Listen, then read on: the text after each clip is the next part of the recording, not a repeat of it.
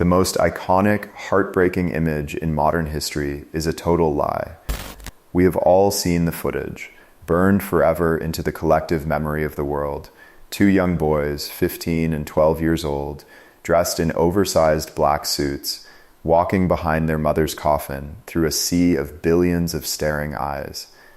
Prince William with his head bowed, Prince Harry looking impossibly small, and an entire global audience watching their every blink, waiting for a tear, waiting for them to break.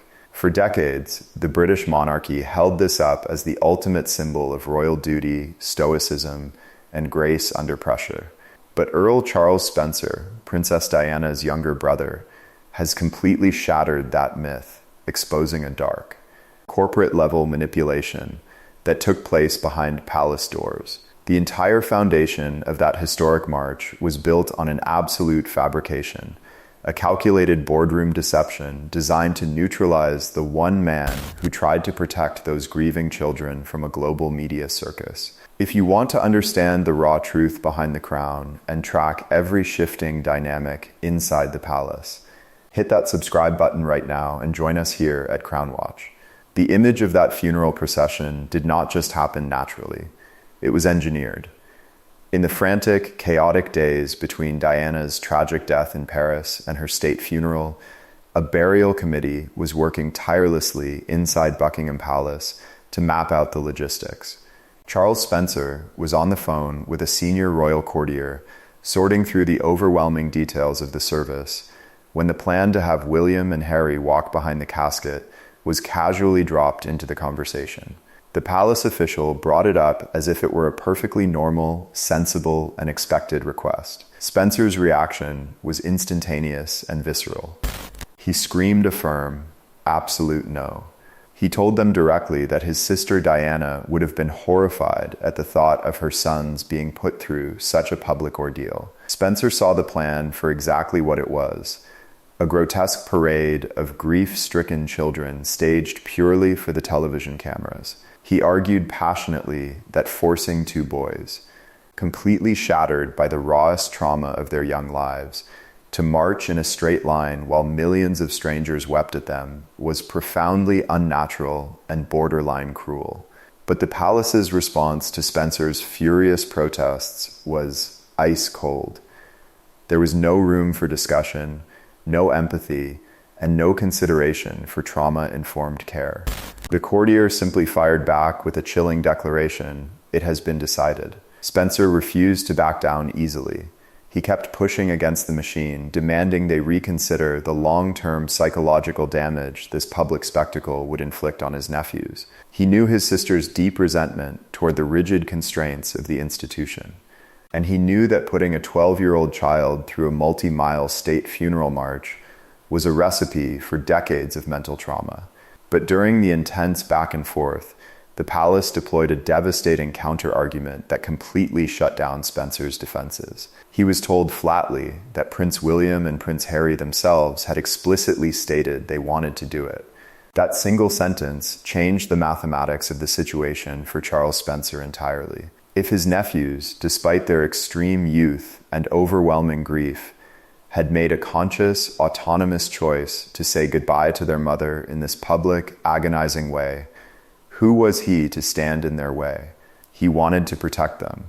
But he also respected their wishes if this was truly what they felt they needed to do.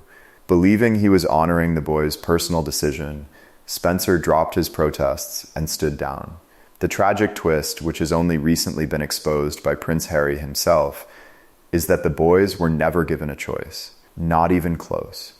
Harry later revealed that as a 12-year-old boy in the royal system, you do not get a vote in a room filled with senior royals and cold courtiers.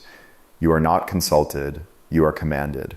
You are told what to do, you are put into a suit, and you are forced to walk. Charles Spencer had been completely neutralized by a palace lie, tricked into compliance so the institution could secure the specific stoic optics they demanded for that day, regardless of the human cost. When the morning of September 6, 1997, finally arrived, the atmosphere in London was heavy with an almost unbearable grief. The air felt thick, and the streets had transformed into a literal river of millions of flowers, handwritten notes, and grown adults, sobbing so violently they could barely stand on the pavement. When the coffin finally appeared, Charles Spencer found himself marching alongside Prince Charles, Philip, and the two small, vulnerable figures of his nephews. While the world looked at William and Harry and praised their incredible bravery, Spencer looked at them and felt a deep, sickening agony. He knew he had lost the battle to shield them from the machine. Prince Harry later described entering a state of complete emotional numbness during that multi-mile march from Kensington Palace to Westminster Abbey, feeling as though his mind had completely shut down to protect itself, watching the screaming crowds as if he were observing a movie of someone else's life. But if the palace thought they had successfully controlled Charles Spencer by forcing him into that lineup, they were catastrophically wrong.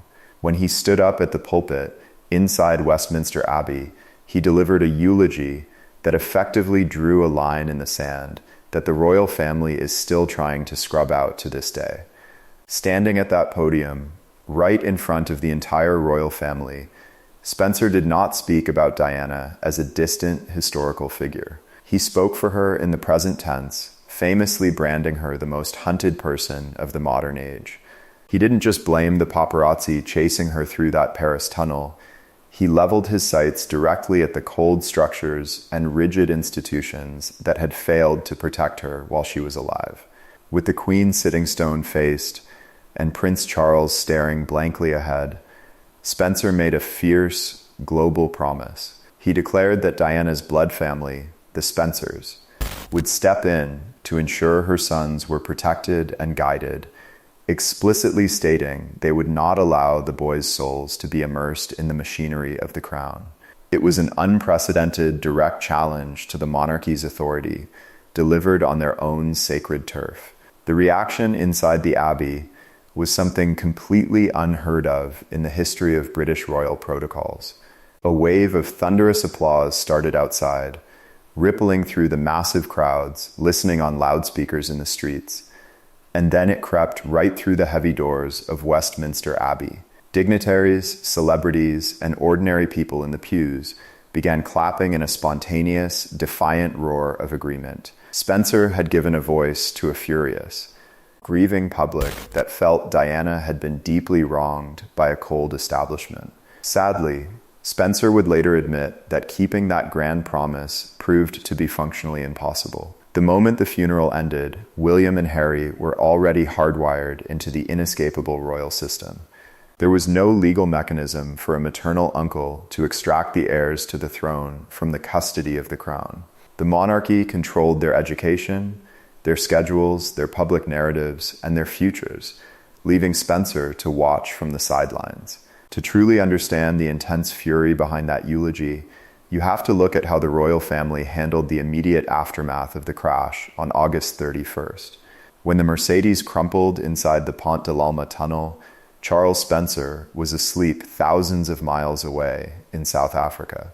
He woke up to a frantic phone call informing him there had been an accident. An hour later, a second, noticeably colder voice delivered the final blow. "I'm sorry, sir. She didn't make it." While the British public immediately reacted with an outpouring of raw, visceral heartbreak, piling thousands of flowers outside the palace gates, a massive chasm opened up between the people and the monarchy. The royal family remained completely silent, hiding away at Balmoral Castle in Scotland for days without issuing a single public statement, refusing to lower the Buckingham Palace flag to half-mast, and keeping the young princes isolated from the mourning nation. To the public, this silence quickly began to look like chilling indifference. The British newspapers turned on the monarchy with furious headlines demanding to know where their queen was. Inside the stifling silence of Balmoral, a 12-year-old Prince Harry was left asking his father over and over if his mother was really gone, unable to comprehend the cosmic unfairness of it all. The mounting public rage eventually triggered a full-blown constitutional crisis, forcing the Queen to return to London 5 days later to deliver a live, televised address praising Diana as a remarkable human being. But for millions, the illusion of an untouchable, perfect monarchy had already been permanently shattered.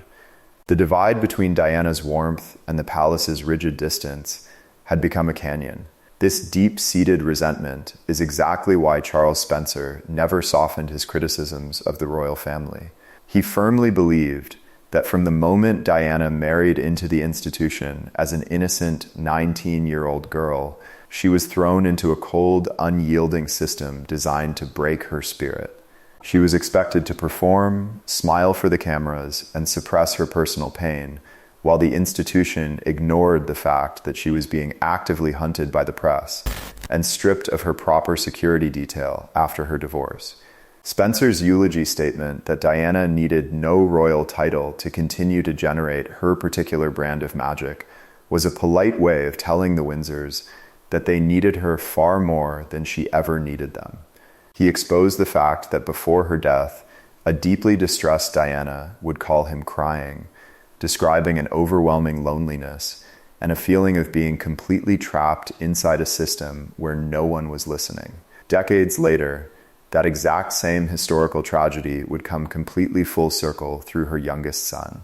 Prince Harry grew up carrying the heavy, unprocessed trauma of that forced funeral march, admitting later in life that the sound of flashing camera lenses instantly triggers a post-traumatic response, taking his mind straight back to the night his mother died.